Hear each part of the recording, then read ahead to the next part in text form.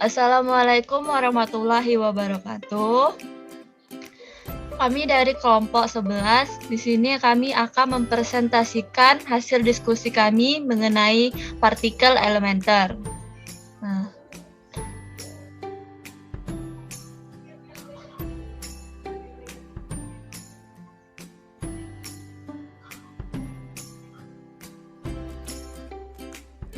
Nah, di sini kelompok 11 itu terdiri dari yang pertama Anissa Sepina Putri, yaitu saya sendiri. Yang kedua Desi Suci Permatasari. Yang ketiga Mevi Kirna. Dan yang keempat Eminawati. Di sini kami akan mempresentasikan mengenai partikel elementer. Pemateri pertama, silakan untuk kepada Eminawati untuk memaparkan presentasinya. Baiklah, terima kasih Bu Moderator. Langsung saja kita bacakan materinya. Yang pertama yaitu adalah partikel elementer. Pengertian dari partikel elementer adalah sebuah partikel yang terbangun dari sejumlah kecil partikel yang belum dikenal atau belum terdeteksi bagian-bagiannya, entah tersusun dari satu partikel atau tersusun dari beberapa partikel. Namun, kenyataannya partikel-partikel elementer ini merupakan unsur pokok yang membangun materi.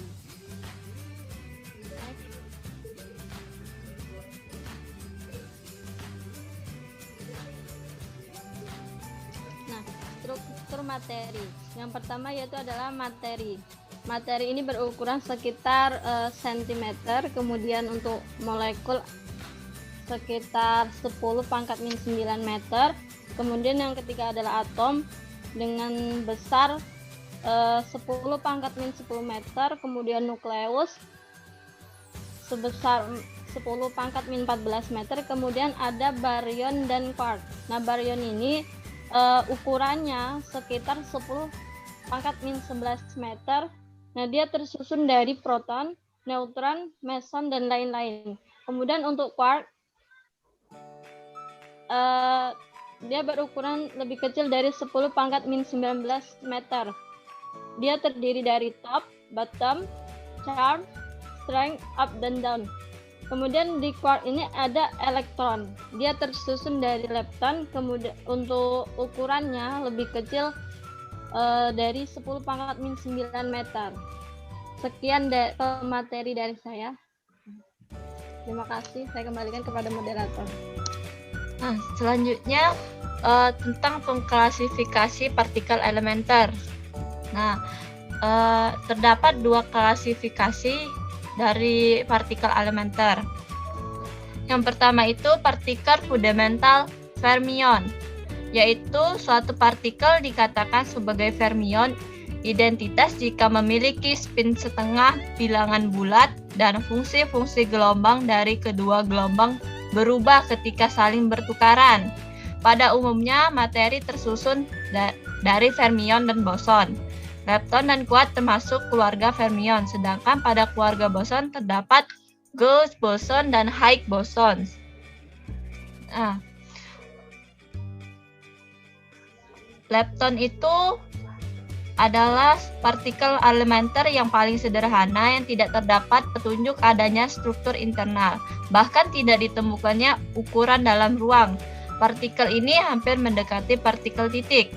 Nah, sedangkan quark itu merupakan bagian terkecil dari hadron yang mempunyai pecahan muatan dan sifat yang disebut dengan warna yang menyebabkan interaksi kuat.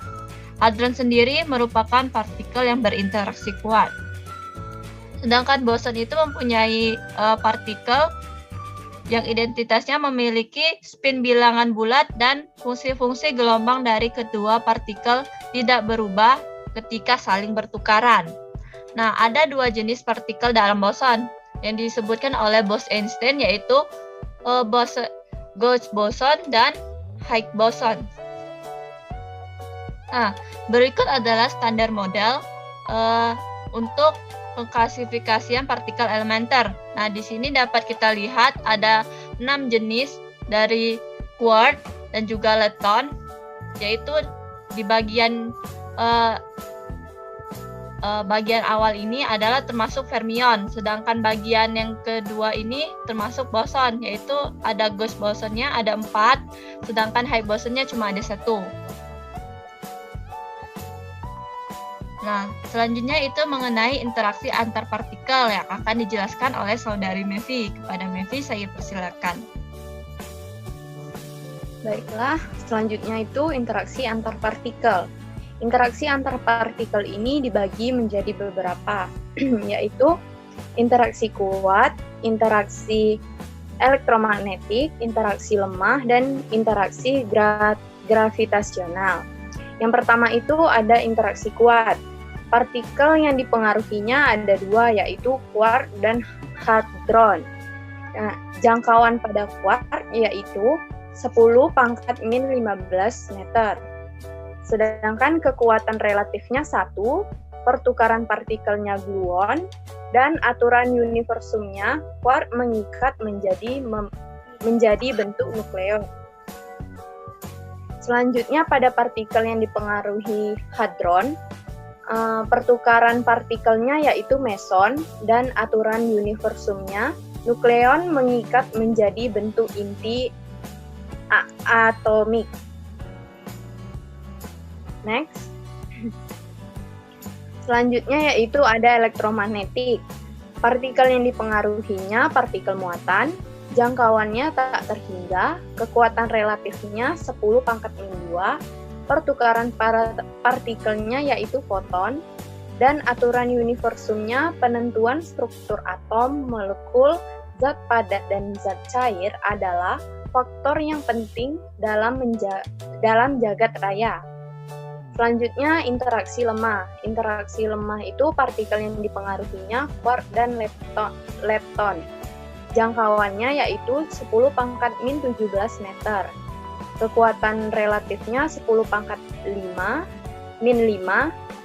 Pertukaran partikelnya boson madya, dan aturan universumnya transformasi menengah dari quark dan lepton, yaitu menolong dalam membentuk komposisi inti atom. Lalu yang terakhir yaitu gravitasional. Nah, partikel yang dipengaruhinya yaitu semua, jangkauannya tak terhingga, kekuatan relatifnya 10⁻⁻39, pertukaran partikelnya yaitu graviton, dan aturan universumnya pertemuan materi menjadi planet, bintang, dan galaksi. Next, yaitu ada muon dan hadron. Muon merupakan sebuah partikel fundamental semi-stabil dengan muatan listrik negatif dan spin setengah. Muon adalah partikel yang mirip dengan elektron. Muatannya min-e dan rasanya 206,8 kali massa elektron. Ketika suatu muon mengorbit inti hidrogen, mereka membentuk suatu sistem atom hidrogen muonik yang mirip dengan atom hidrogen sebenarnya. Tetapi dengan muon memainkan perannya sebagai elektron. Selanjutnya yaitu ada hadron. Hadron adalah sebuah partikel yang terbuat dari beberapa quark yang diikat bersama-sama oleh suatu gaya yang kuat, atau yang mirip dengan gaya elektromagnetik yang mengikat atom-atom dan molekul-molekul. Lalu hadron dapat dikategorikan menjadi 2 kelompok, yaitu baryon dan meson. Nah, baryon ini adalah proton dan neutron yang terdiri dari 3 quark, sedangkan meson yaitu poin yang terdiri dari 1 quark dan 1 anti-quark. Baik, itu saja. Selanjutnya.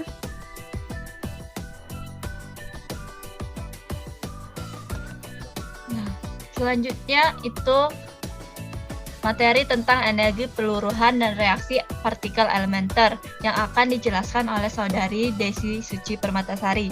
Kepada saudari Desi, saya persilahkan. Baiklah, saya akan menjelaskan materi energi peluruhan dan reaksi partikel elementer. Nah, dalam menganalisis peluruhan dan reaksi berbagai partikel elementer, itu berlaku hukum seperti peluruhan dan reaksi inti. Energi momentum linear, momentum sudut harus kekal, dan nilai total bilangan kuantum yang berkaitan dengan muatan listrik. Bilangan lepton dan bilangan baryon harus sama sebelum dan sesudah peluruhan atau reaksi. Nah, dalam berbagai reaksi partikel elementer itu terjadi penciptaan beraneka jenis partikel baru. Nah, energi yang diperlukan untuk menciptakan berbagai partikel ini berasal dari energi kinetik partikel yang bereaksi. Karena energi ini biasanya sangat besar sekali, maka harus digunakan bentuk relativistik energi dan momentum. Jika nilai energi Q itu positif, energi dibebaskan. Jika nilai energi Q-nya negatif, beberapa bagian energi kinetik awal diubah menjadi energi massa. Untuk yang Q bernilai negatif, itu mempunyai energi ambang, KTH, atau kita baca K threshold, yaitu energi kinetik minimum yang harus dimiliki oleh partikel penembak untuk dapat memulai reaksi. Nah, untuk menghitung energi kinetik ambang atau K threshold tadi, kita gunakan persamaan ini, yaitu sama dengan minus Q dikali dengan massa total semua partikel yang terlibat dalam reaksi dibagi dengan 2 kali massa partikel sasaran. Nah, untuk mencari nilai Q sendiri itu kita gunakan rumus akar dari momentum kuadrat dikali dengan kecepatan cahaya kuadrat ditambah dengan massa yang pertama kuadrat dikali dengan kecepatan cahaya pangkat 4 dikurang dengan massa pertama dikali dengan kecepatan cahaya kuadrat. Nah, ditambah dengan akar dari momentum kuadrat dikali dengan kecepatan cahaya kuadrat ditambah dengan massa yang kedua kuadrat dikali dengan kecepatan cahaya pangkat 4 dikurang dengan massa yang kedua dikali dengan kecepatan cahaya kuadrat. Next.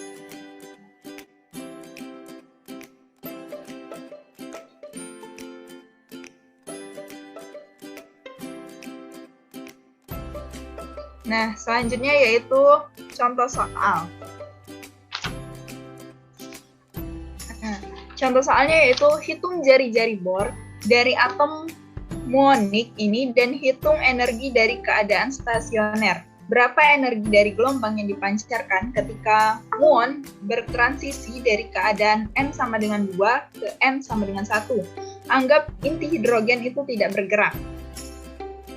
Nah, jadi rumusnya yaitu jari-jari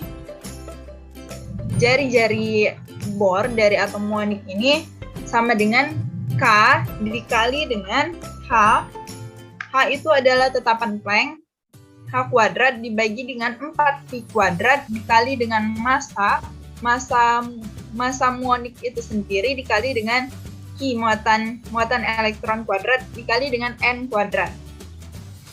Nah, untuk jari-jarinya yaitu R1 sama dengan 2,56 dikali 10 pangkat minus 13 meter. Nah, untuk menghitung energi dari gelombang yang dipancarkan ketika muon bertransisi dari keadaan N sama dengan 2 ke N sama dengan 1, itu digunakan rumus yaitu massa dari muon dibagi dengan massa elektron dikali dengan energi hidrogennya. Jadi, energi dari gelombang yang dipancarkan itu sama dengan minus 2821,5 dibagi dengan N kuadrat elektron volt. Jadi, hasilnya yaitu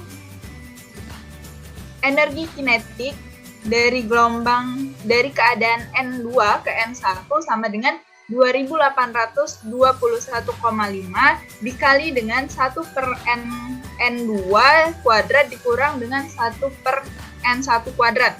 N2 kuadratnya itu 1, jadi 1 per 1 kuadrat dikurang dengan 1 per 2 kuadrat. Jadi energi kinetik dari keadaan N2 ke N1 sama dengan 2116,13 elektron volt.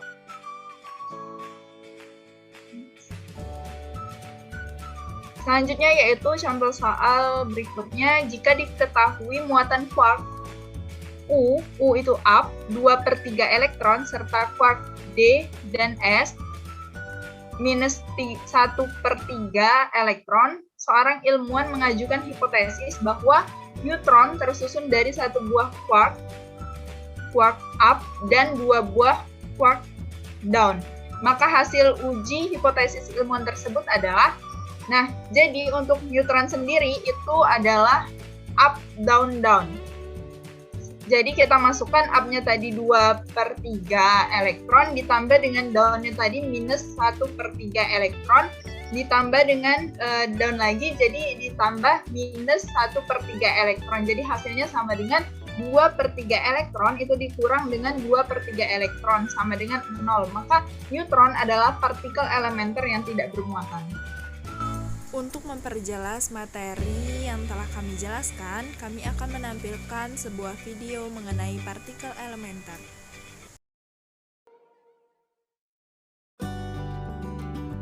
Assalamualaikum warahmatullahi wabarakatuh. Halo, selamat datang di channel Knowledge Science bersama saya Yudi, dan ini adalah video pertama dari seri Fisika Subatomik. Di video kali ini kita akan membahas tentang partikel elementer, yaitu partikel yang paling dasar dari alam semesta ini. Artinya dia nggak bisa dipecah lagi atau dibagi lagi, atau dalam bahasa ilmiahnya nggak punya struktur internal. Yuk kita runut mulai dari yang makro sampai ke yang mikro. Kita ambil contoh sederhana, air.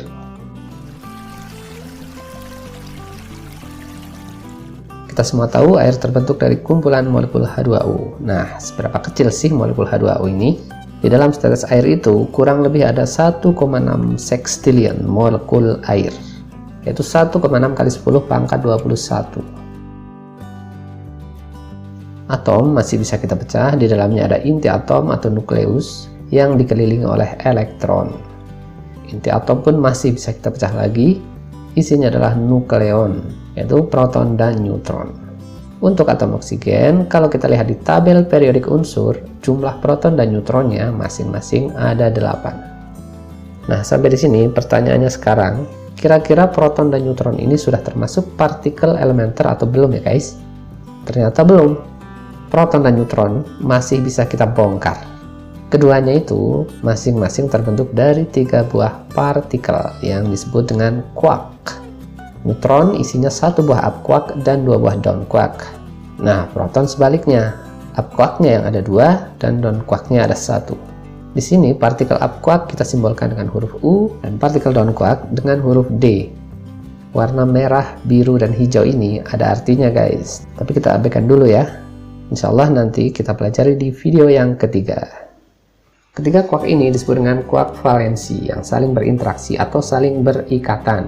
Ikatannya disebut dengan interaksi nuklir kuat atau gaya nuklir kuat. Bahasa Inggrisnya strong nuclear interaction atau strong nuclear force. Gaya nuklir kuat ini dibawa oleh partikel yang disebut gluon. Di sini lintasannya dilambangkan dengan bentuk spiral. Gluon ini bergerak dari satu quark ke quark lainnya. Nah, quark dan gluon ini sudah termasuk dalam partikel elementer karena tidak mempunyai struktur internal. Oke, sekarang kita lihat kontribusi partikel quark terhadap properti dari proton dan neutron, terutama dalam hal muatan listrik dan massa. Up quark punya muatan listrik 2/3 E, sedangkan down quark min 1/3 E, di mana E adalah muatan listrik dasar atau elementary charge yang nilainya 1,6 kali 10 pangkat min 19 coulomb. Jadi muatan listrik neutron adalah 2/3 E ditambah min 1/3 E ditambah lagi min 1/3 E. Totalnya sama dengan 0, makanya neutron tidak bermuatan atau sering kita sebut netral. Sedangkan proton 2 kali 2/3 E ditambah min 1/3 E menghasilkan muatan listrik 1 E. Kita lanjut ke perhitungan massa. Up quark mempunyai massa 2,4 mega elektron volt per C kuadrat, sedangkan down quark 2 kali lipatnya, 4,8 mega elektron volt per C kuadrat.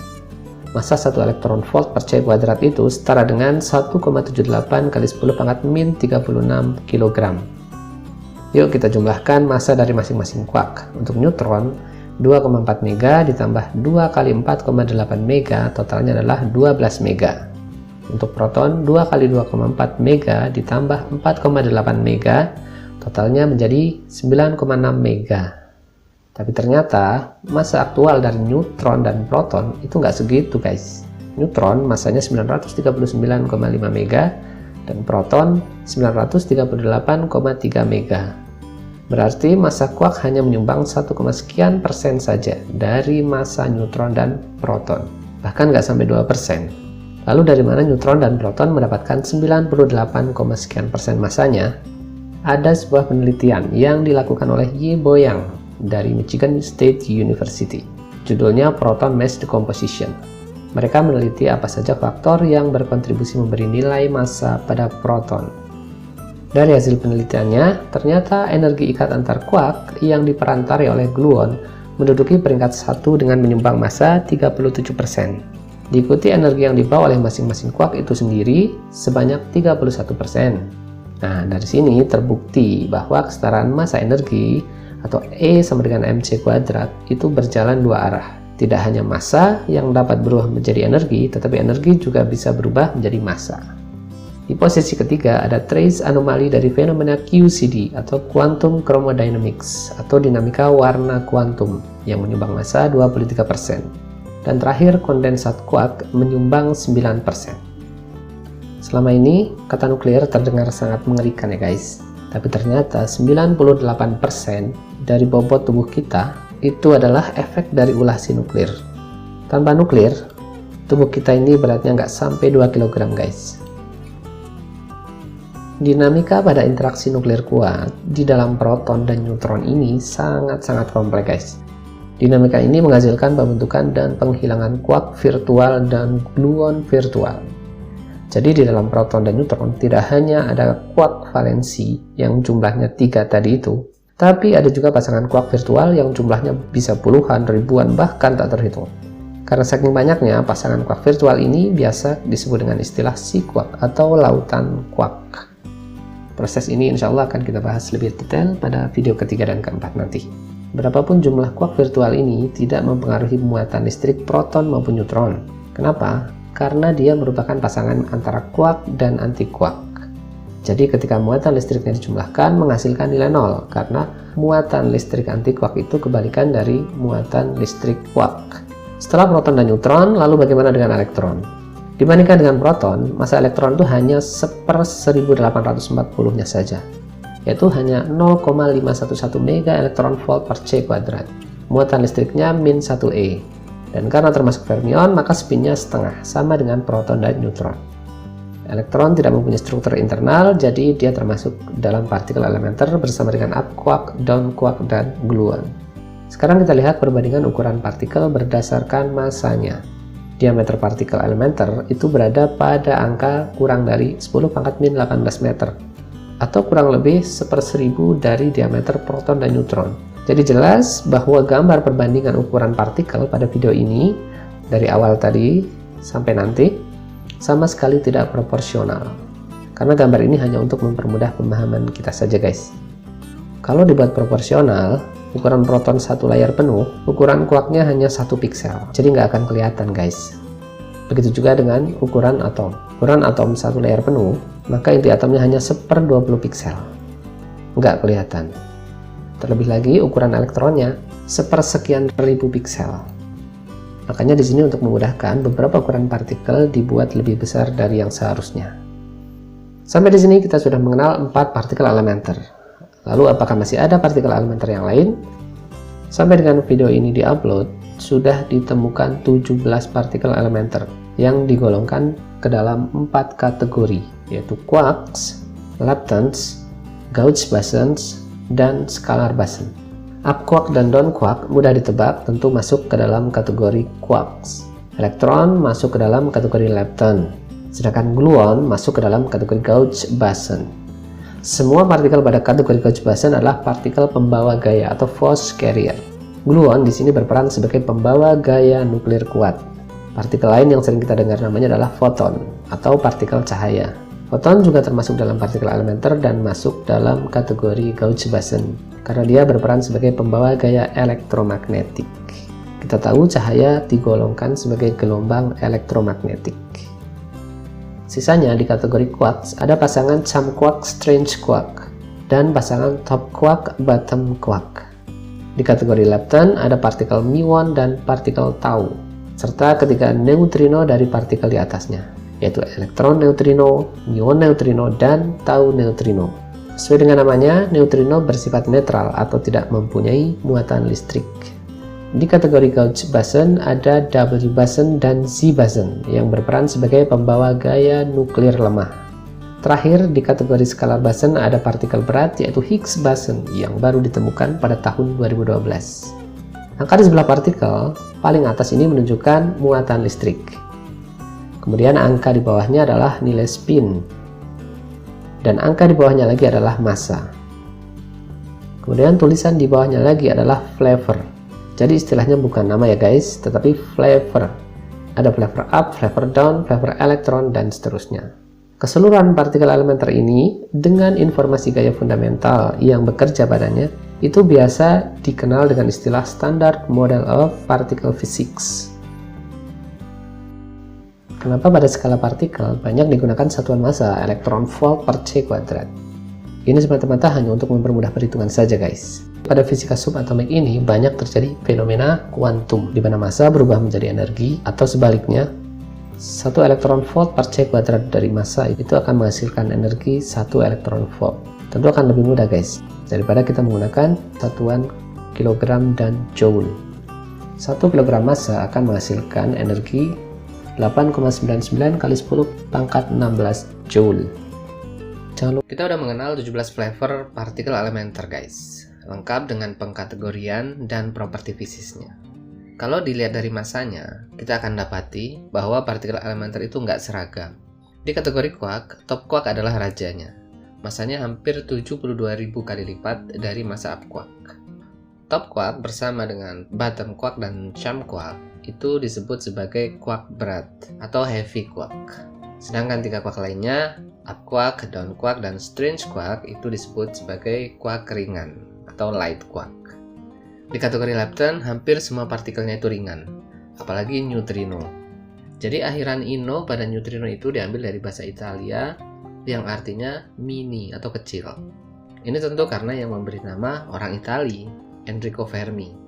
Yang terberat dari kategori lepton adalah partikel tau, yang massanya 740 kali lipat dari massa up quark. Di kategori boson ada 2 partikel yang sama sekali nggak punya massa guys, yaitu gluon dan foton. Sedangkan boson lain justru sangat berat dan bahkan hampir mendekati top quark.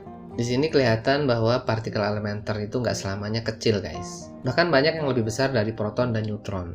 Padahal proton dan neutron adalah partikel komposit, bukan partikel elementer. Semakin berat massa partikel, akan semakin pendek umurnya guys. Maksudnya, partikel itu nggak stabil dan akan segera meluruh jadi partikel elementer lain yang lebih ringan. Setiap partikel bermuatan listrik itu punya antipartikel. Apa itu antipartikel? Yaitu partikel sejenis yang massanya sama, tapi muatan listriknya berlawanan.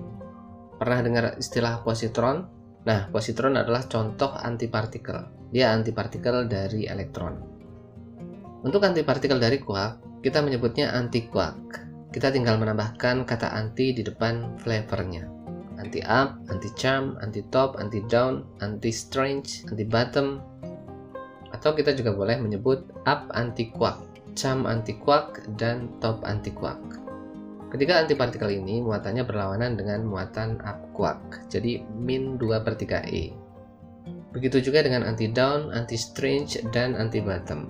Muatan listriknya berlawanan dengan muatan listrik down quark, yaitu plus 1/3e. Simbol dari anti-quark adalah dengan menambahkan tanda bar, yaitu garis datar di atas huruf singkatan dari quarknya. Kita lanjut ke anti-lepton. Simbol untuk positron, anti-muon, dan anti-tau adalah dengan menambah superscript tanda plus. Jadi simbol positron tetap huruf E seperti elektron, tetapi ditambahkan plus. Karena elektron muatan listriknya min 1e, jadi ketiga anti-lepton ini muatan listriknya plus 1e.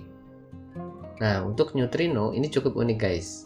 Dia nggak punya muatan listrik, tapi punya antipartikel. Jadi, neutrino dan antineutrino itu punya massa sekaligus muatan listrik yang sama. kebanyakan boson nggak punya muatan listrik. Jadi dia nggak punya antipartikel. Atau bisa dibilang antipartikelnya adalah dirinya sendiri. Jadi nggak ada anti-gluon, nggak ada antifoton. Antipartikel dari gluon, ya gluon itu sendiri. Nah, satu-satunya boson yang punya muatan listrik adalah W boson atau boson W. Jadi boson W ada dua macam, yaitu W+ dan W- atau W+ dan W-. Nah, untuk partikel komposit, antipartikelnya adalah gabungan dari antipartikel konstituennya. Misal neutron dan proton, kita tahu tersusun dari up quark dan down quark. Maka anti-neutron dan anti-proton tersusun dari anti-up dan anti-down. Jadi muatan listrik untuk anti-neutron itu tetap 0, sedangkan anti-proton menjadi -1e, seperti elektron. Ada satu lagi bentuk pengelompokan partikel berdasarkan statistikanya. Untuk quark dan lepton dikelompokkan sebagai fermion, sedangkan gauge boson dan scalar boson dikelompokkan sebagai boson. Cirinya, fermion punya spin tengahan, setengah 3/2, min setengah, min 3/2, dan seterusnya. Dan boson punya spin bilangan bulat, 0, 1, min 1, dan seterusnya. Kenapa disebut fermion? Karena partikel-partikel ini mengikuti statistika Fermi-Dirac. Dan kenapa disebut boson? Karena mengikuti statistika Bose-Einstein. Nah, apa konsekuensinya untuk fermion? Fermion harus mematuhi asas larangan Pauli. Nah, dulu waktu SMA pasti pernah kan diajari tentang elektron yang mematuhi asas larangan Pauli. Jadi nggak ada dua elektron yang mempunyai bilangan kuantum yang sama persis. Ternyata nggak cuma elektron guys, tapi semua fermion harus mematuhi asas larangan Pauli. Sedangkan boson nggak perlu. Pengelompokan fermion dan boson ini nggak terbatas pada partikel elementer, tapi juga berlaku pada partikel komposit. Aturan sederhananya, kurang lebih, partikel yang terdiri dari fermion dalam jumlah ganjil, maka dia juga termasuk fermion. Selain itu, maka dia adalah boson. Tidak ada kelompok ketiga, jadi hanya fermion dan boson. Kalau bukan fermion, sudah pasti dia adalah boson. Contohnya, proton yang termasuk dalam kelompok baryon, terdiri dari 3 buah quark. Karena quark adalah fermion, maka proton dan baryon-baryon lainnya juga termasuk sebagai fermion. Kemudian di level yang lebih besar, contohnya adalah inti atom karbon 13. Protonnya ada 6 dan neutronnya ada 7. Jadi totalnya ganjil, ada 13 fermion. Maka inti atom karbon 13 adalah fermion. Di level yang lebih besar lagi, contohnya adalah atom helium-3 yang terdiri dari 2 buah proton, 1 neutron, dan dikelilingi oleh 2 elektron. Totalnya juga ganjil, ada 5, maka atom helium-3 termasuk fermion. Partikel komposit yang terdiri dari fermion dalam jumlah genap, dia termasuk boson. Contohnya adalah meson, yang terdiri dari quark dan anti-quark. Kemudian di level yang lebih besar, contohnya adalah inti atom deuterium, yaitu hidrogen yang mengandung neutron. Terdiri dari 1 proton dan 1 neutron, totalnya genap, maka termasuk boson. Kemudian di level unsur, sekitar setengah dari tabel periodik unsur itu adalah boson, terutama yang bernomor atom genap, misal helium, karbon, dan nitrogen. Teori tentang quark itu pertama kali diusulkan pada tahun 1964. Oleh 2 orang fisikawan, yaitu Marie Gell-Mann dari Amerika dan Josh Zweig, orang Amerika kelahiran Rusia. Waktu itu Zweig mengusulkan nama ACE, sedangkan Gell-Mann mengusulkan nama quark. Nah, 4 tahun kemudian, di Stanford Linear Accelerator Center itu para ilmuwan menemukan bahwa di dalam proton itu terdapat partikel-partikel yang lebih kecil. Tapi waktu itu mereka enggan untuk menyebut bahwa itu adalah quark, seperti yang disebutkan oleh Gell-Mann. Mereka justru menggunakan istilah parton, yang berasal dari kata part atau bagian. Padahal partikel-partikel itu tidak lain adalah quark, up quark, dan down quark. Untuk istilah parton sampai sekarang masih digunakan untuk menyebut semua konstituen dari hadron. Ada quark, ada anti-quark, dan ada gluon. Ada pertanyaan, apakah semua partikel elementer itu sudah ditemukan atau sudah dibuktikan keberadaannya? Ternyata belum. Jadi sebenarnya secara keseluruhan partikel elementer itu nggak cuma mencakup fermion dan boson guys. Tapi ada juga gauge field dan partikel hipotetik. Sesuai namanya, partikel hipotetik masih sebatas hipotesis. Artinya belum pernah dibuktikan keberadaannya di laboratorium. Makanya nggak dimasukkan ke dalam Standard Model of Particle Physics. Partikel hipotetik yang paling terkenal adalah graviton, yang diprediksi sebagai partikel pembawa gaya gravitasi. Berbagai penelitian sudah dilakukan, tapi belum ada yang mampu membuktikan bahwa graviton itu benar-benar ada.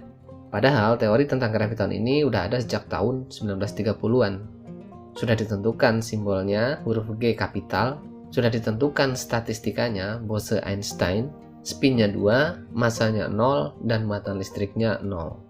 Nah, graviton ini nggak sendiri guys. Ada sederet partikel elementer lain yang sama-sama belum terbukti keberadaannya. Ada dual graviton, majoron, majorana fermion, prion, X17, boson Z aksen, boson W aksen, leptoquark, partikel Planck, neutrino steril, aksion, boson X, boson Y, dilaton, tachyon, dan magnetic monopole. Di kelompok yang lebih kecil lagi ada super partner. Partikel hipotetik yang masuk kategori ini antara lain ada chargino, higgsino, aksino, sfermion, dan neutralino. Lebih kecil lagi dan merupakan bagian dari super partner ada kelompok namanya gauginos. Anggotanya antara lain gluino, fotino, dan gravitino. Dari namanya yang berakhiran dengan ino, bisa dipastikan ini adalah partikel-partikel yang sangat kecil. Kalau up quark dan down quark bisa kita temukan di dalam inti atom, lalu di manakah quark lain bisa kita temukan? Seperti top quark, bottom quark, chum quark, dan strange quark. Nah, untuk keempat partikel ini bisa kita temukan hanya di laboratorium melalui proses tumbukan antar hadron dengan bantuan akselerator tentunya. Sebagai contoh, tumbukan antara proton dengan antiproton ini bisa menghasilkan top quark. Nah, top quark ini umurnya pendek. Dia akan segera meluruh menjadi bottom quark dengan produk sampingan W Boson. Begitu juga dengan bottom quark akan segera meluruh menjadi partikel yang lebih ringan. Dan dua partikel yang paling stabil adalah up quark dan down quark. Jadi tidak heran, alam semesta ini dipenuhi dengan up quark dan down quark yang membentuk atom. Nah, dari materi partikel elementer ini, setidaknya ada dua pesan moral yang bisa kita ambil. Yang pertama, jangan sombong. Apa yang mau kita sombongkan? Proton dan neutron itu adalah mahakarya besar. Kompleks sekali di dalamnya. Terlebih lagi atom. Terlebih lagi molekul. Molekul air, kalau kita hargai satu molekul itu Rp1, maka uang yang ada seluruh dunia ini nggak akan cukup untuk membeli satu tetes air. Apa yang mau kita sombongkan? Yang kedua, bijaksana dalam menggunakan air. Air adalah anugerah yang sangat besar, mari kita manfaatkan dengan baik. Karena di belahan bumi yang lain ada orang yang sedang kesusahan mendapatkan air untuk kehidupan sehari-hari. Oke, ikuti terus seri Fisika Subatomik. Di video selanjutnya, insya Allah kita akan membahas tentang interaksi fundamental atau gaya fundamental. Semoga bermanfaat. Assalamualaikum warahmatullahi wabarakatuh. Jadi, berdasarkan video tersebut, pengklasifikasian partikel elementer itu terbagi menjadi dua jika dilihat dari nilai spinnya atau berdasarkan interaksi yang mempengaruhi. Yang pertama yaitu fundamental fermion, termasuk dalam fundamental fermion jika memiliki nilai spin setengah, yang termasuk yaitu lepton dan quark. Yang kedua yaitu fundamental boson, termasuk dalam fundamental boson jika memiliki nilai spin bilangan bulat, yang termasuk yaitu gauge boson dan Higgs boson. Jadi, berdasarkan materi yang telah kami paparkan tadi, dapat kami simpulkan bahwa terdapat 6 jenis lepton yang terdiri dari yang pertama yaitu dibebankan, ada elektron, muon, dan tau. Kemudian ada netral, itu terdiri dari elektron neutrino, muon neutrino, dan tau neutrino. Kemudian ada 6 jenis quark yang terdiri dari tipe up, charm, top, dan tipe down itu ada dawn, string, dan beauty. Partikel dasar atau partikel elementer adalah unsur yang paling kecil lagi daripada atom. Ada dua keluarga partikel elementer tersebut yaitu keluarga lepton dan keluarga quark. Masing-masing keluarga memiliki 6 anggota. Sebagian besar materi di bumi tersusun atas 2 jenis quark. Itulah kesimpulan yang dapat kami sampaikan. Mungkin itu saja presentasi dari kami. Jika ada kesalahan, kami mohon maaf. Kepada Allah kami mohon ampun. Wabillahi taufiq wal hidayah. Wassalamualaikum warahmatullahi wabarakatuh.